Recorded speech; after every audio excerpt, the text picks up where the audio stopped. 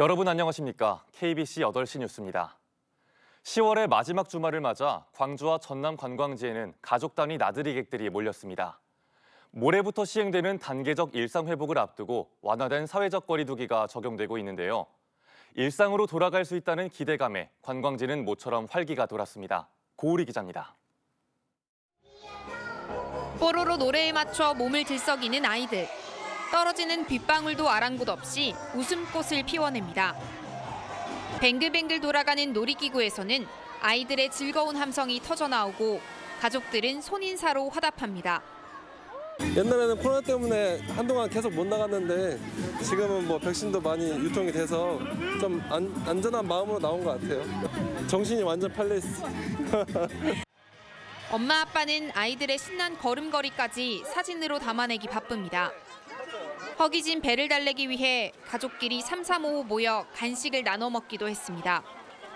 코로나19로 갇혀 지내다 집 밖으로 나온 나들이객들의 표정에는 일상의 소소한 행복이 묻어났습니다. 애들이 어리다 보니까 밖에 나가는데 많이 제한이 있었는데 그래도 어느 정도 이제 풀리니까는 이제 조금은 더 이제 편하게 나올 수 있어서 더 좋은 것 같아요. 위드 코로나 시행을 이틀 앞두고 광주와 전남 관광지에는 나들이객들이 몰렸습니다. 대부분 마스크를 착용하는 등 코로나19 예방을 위해 사회적 거리 두기도 신경 쓰는 모습이었습니다. 오늘 광주 전남은 흐린 가운데 오후 들어 곳곳에 비가 내렸고 선선한 기온이 이어졌습니다. 10월의 마지막 날인 내일은 쾌청한 가을 날씨가 이어지겠습니다. 아침 최저 기온 6에서 13도, 낮 최고 기온 20에서 23도로 일교차가 크게 벌어지겠습니다. KBC 고울입니다. 네, 하지만 위드 코로나 시행을 이틀 앞두고 광주와 전남에서 코로나19 확진자가 44명이나 늘었습니다.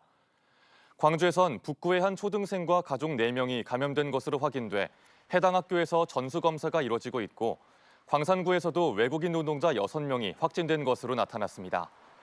전남에선 고흥의 한 복지시설 직원과 이용자 등 14명이 집단 감염된 것으로 조사됐습니다.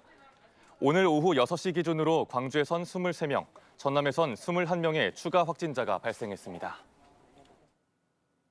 다음은 정치권 관련 소식입니다.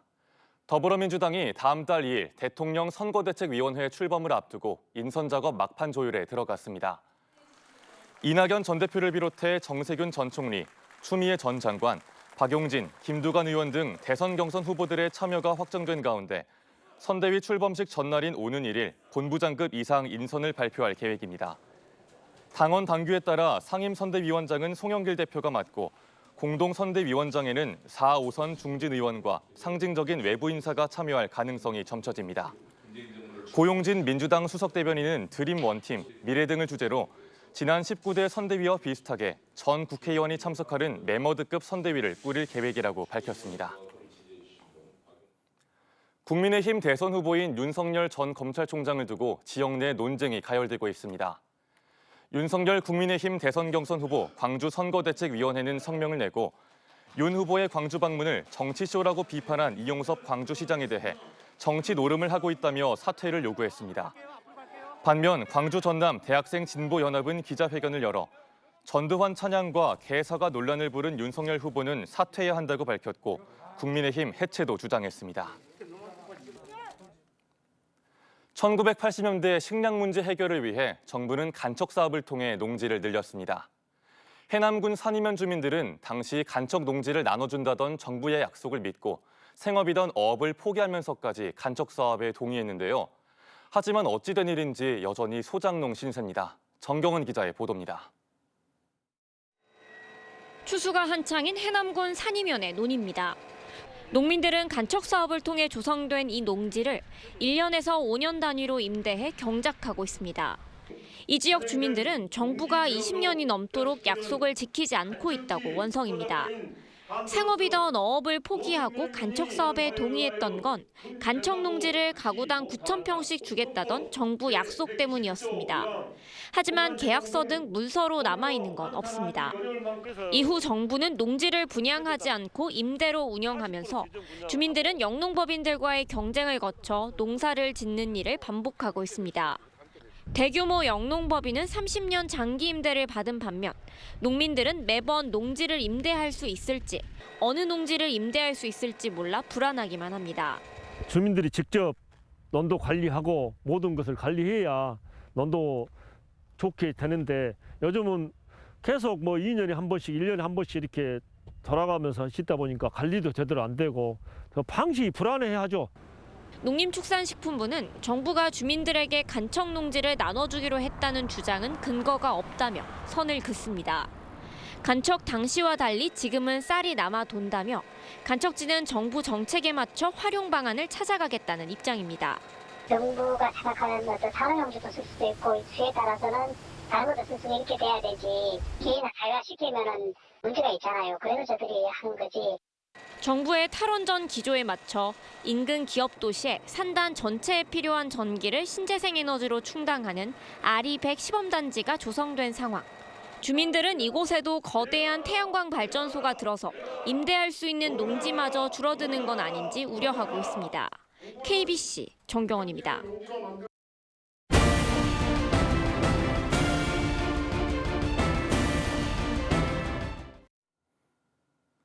빛가람 혁신도시의 과거와 현재, 미래를 살펴보는 기획보도 혁신도시 플러스 순서입니다. 기후변화와 탄소 중립이 시대의 화두가 된 가운데 농업기술 역시 변화가 시급한데요. 빠르게 변해가는 환경 속에 연구 개발을 통한 농식품 분야 혁신을 이끌고 있는 농림식품 기술기획평가원을 소개합니다. 임소영 기자입니다.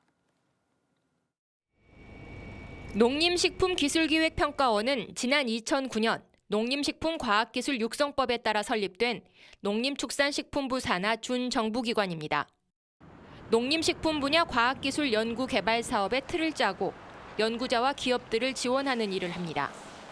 올해만 21개 연구개발 사업에 2,600억 원의 예산을 지원하고 있습니다.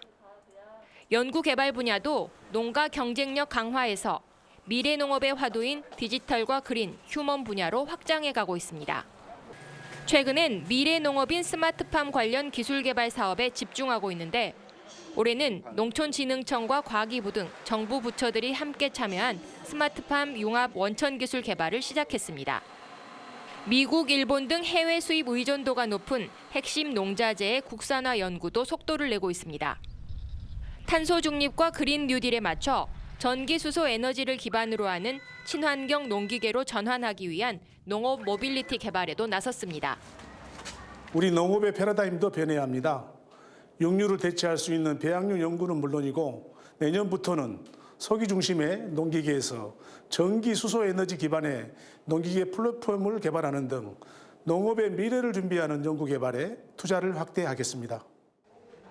나주 이전 이후엔 혁신도시 공공기관들과 더불어 다양한 지역 친화, 상생 프로그램에 적극적으로 참여하고 있습니다.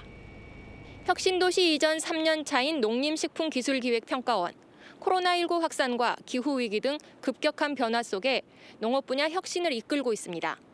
KBC 임소영입니다. 한국농수산식품유통공사와 전국 지역아동센터가 저탄소 식생활운동인 코리아 그린푸드데이 캠페인에 함께 나섭니다. AT와 전국 지역아동센터 협의회는 업무 협약을 맺고 국산 농수산물 소비와 저탄소 식생활을 위한 코리아 그린푸드데이 캠페인과 식생활 교육, 공공급식 전자조달 시스템을 통한 안전한 급식재료 공급에 협력하기로 했습니다.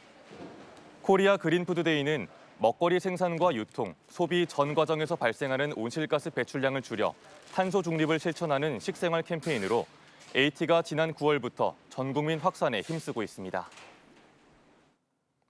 인공지능을 기반으로 전국 어디서든 태양광 발전량을 예측할 수 있는 햇빛 지도 서비스가 시작됐습니다. 한전 KD에는 기상 정보와 미세먼지 농도에 인공지능 딥러닝 기술을 적용해 태양광 발전량을 실시간 예측하는 서비스인 햇빛 지도 서비스를 전국으로 확대했습니다. 한전 KDN의 햇빛 지도 서비스가 전국으로 확대되면서 기상 여건에 따라 예측되는 태양광 발전량과 관련 수익 등을 스마트폰 앱을 통해 누구나 무료로 확인할 수 있게 됐습니다. 2021 섬진강 국제실험예술제가 곡성군 일대에서 개막했습니다. 팬데믹을 주제로 열리는 이번 예술제는 독일과 일본, 이탈리아 등 6개국 작가들이 참여한 가운데 다음 달 6일까지 8일간 섬진강과 압록 유원지 등 7곳에서 진행됩니다. 행사에서는 섬진강 아트 콘서트와 GPS 라이브 드로잉쇼, 식사 명상 등 관람객들과 공유할 수 있는 주요 프로그램들이 운영됩니다. 가사문학의 본고장 담양에서 제3회 전국 청소년 가사시 랩 페스티벌이 열렸습니다. 담양군과 한국가사문학학술진흥위원회가 나는 가사 래퍼다를 주제로 연 랩 페스티벌에는 12개 팀이 참가했고 대상은 서윤우 학생이 차지했습니다. 랩 페스티벌은 청소년들에게 전통 가사와 현대적 리듬의 랩을 접하는 기회를 제공하고 가사문학의 저변을 확대하기 위해 기획됐습니다. 광주과학기술원 총장이 4일을 수용한 이사회 결정의 효력을 무효화해달라고 낸 소송이 각하됐습니다. 광주지법 제11민사부 전일호 부장판사는 김기선 지스트 총장이 지스트 법인을 상대로 제기한 이사회 결의 무효 확인 청구 소송에 대해 소송 요건에 맞지 않다며 각하했습니다. 재판부는 승소하더라도 지위 회복이 불가능하고 해임 이유도 사의 표명이 주된 이유가 아니라고 판시했습니다. 김기선 총장은 법원이 이사회 해임 의결 효력 정지 가처분 신청을 받아들여 지난 9일 총장직에 복귀했습니다. 여수시 여자만의 양식장 관리선에서 실종된 승선원 2명이 일주일 만에 숨진 채 발견됐습니다. 여수회경에 따르면 어젯밤 7시 44분쯤 사고해역으로부터 7km 떨어진 고흥 과영면 해사의 한 바위에서 일주일 전 실종된 승선원 2명의 시신이 발견됐습니다.